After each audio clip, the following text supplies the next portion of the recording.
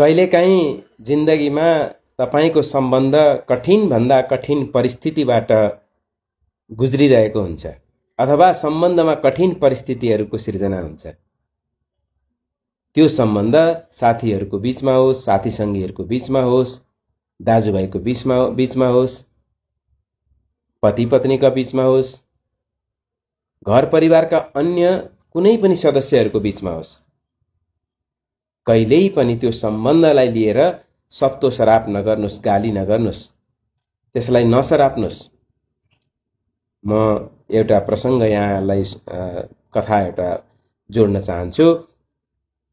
प्रशान्त महासागरको बीचमा एउटा सोलोमन टापुमा एउटा आदिवासी समुदाय छ। त्यो समुदायले जंगलको कुनै एउटा भागमा आफ्नो बस्ती बसाल्नु पर्यो अथवा त्यहाँ त्यसलाई सरसफाई गर्नु पर्यो भने त्यहाँका रुख बिरुवा काट्दैन उनीहरू। गाउँभरिका मान्छेहरू भेला भएर ती रुखहरूको अगाडि गएर सत्तो सराप गर्छन्, तिनीहरूलाई सराप्छन्।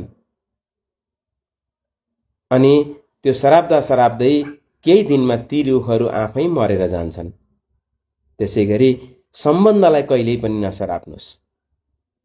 आज एक पटक, दुई पटक, तीन पटक, चार पटक हामीले सराप्यौं भने थुक्क यस्तो सम्बन्ध हुनुभन्दा त नभएको जाति, थुक्क यस्तो छोरो जन्मिनुभन्दा त नजन्मेकै जाति, थुक्क यो मान्छेसँग बिहे हुनुभन्दा त नभएकै जाति, अथवा यो गर्भमै किन यस्तो भइन, यस्ता कुराहरू कहिल्यै पनि नगर्नुस्।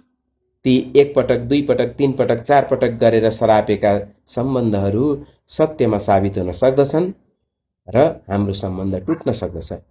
कहिलेकाहीँ हामीले समयलाई छोडिदिनु पर्दछ, धैर्य गर्नुपर्दछ र कहिलेकाहीँ जस्तोसुकै घाउ पनि समयले निको पार्दछ। त्यसकारणले हामीले यस्ता कुराहरूमा बहुत विचार गर्नुपर्दछ।